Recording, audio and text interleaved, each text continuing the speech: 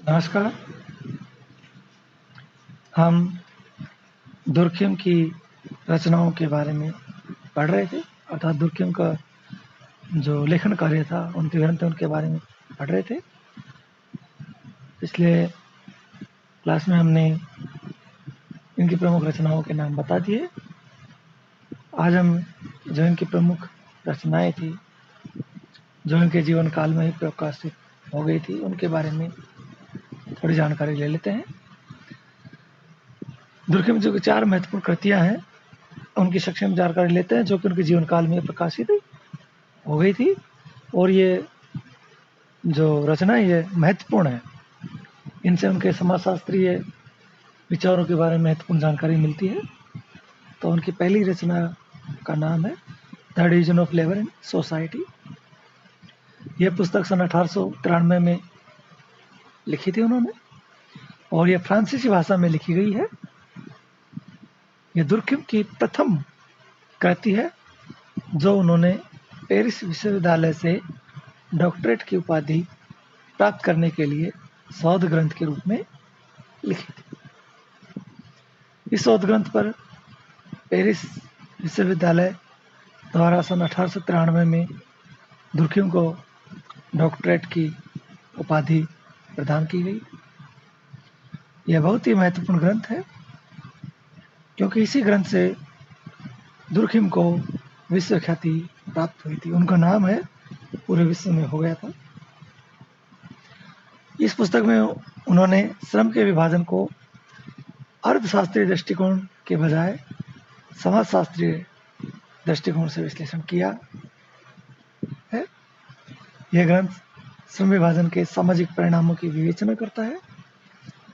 इस ग्रंथ के 2 खंड है। इस पुस्तक है उसको 2 खंडों में बांटा गया है। प्रथम खंड में सामाजिक घटनाओं से संबंधित श्रम विभाजन के कार्यों एवं प्रभावों की विस्तृत व्याख्या प्रस्तुत की गई है, तथा जो दूसरा खंड है उसमें श्रम विभाजन की प्रकृति और उसके कारणों की विवेचना की गई है। इस प्रकार यह श्रम के विभाजन का समाजशास्त्रीय दृष्टिकोण से विश्लेषण कर उसकी प्रकृति, उसके कार्यों, प्रभावों एवं कारणों आदि की व्याख्या करता है। उनका जो दूसरा ग्रंथ है the rules of sociological methods, ये दुर्खिम की दूसरी रचना है, जो 1895 में प्रकाशित हुई थी। यह पुस्तक भी फ्रांसीसी भाषा में लिखी गई है, जिसका हिंदी में नाम होता है समाजशास्त्रीय पद्धति के नियम। दुर्खिम समाजशास्त्र को वैज्ञानिक स्वरूप प्रदान करना चाहते थे, अतः उन्होंने सामाजिक घटनाओं के अध्ययन के लिए वैज्ञानिक पद्धति का अनुसरण करने का आग्रह किया है।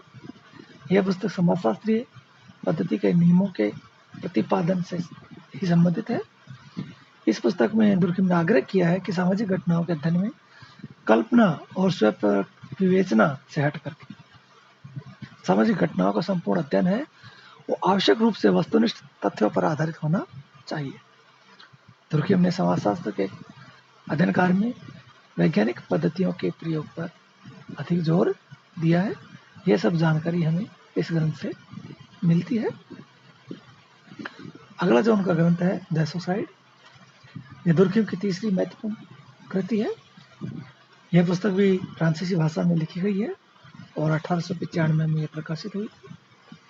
इस ग्रंथ में आत्महत्या के संबंध में विस्तृत व्याख्या की गई है और उसके संबंध में अनेक प्रकार के तथ्यों को एकत्र कर उनके विश्लेषण के आधार पर आत्महत्या के विभिन्न कारणों का पता लगाया और बताया कि आत्महत्या के कारण समाज में ही खोजने चाहिए, क्योंकि समाज के कारण ही व्यक्ति आत्महत्या करता है।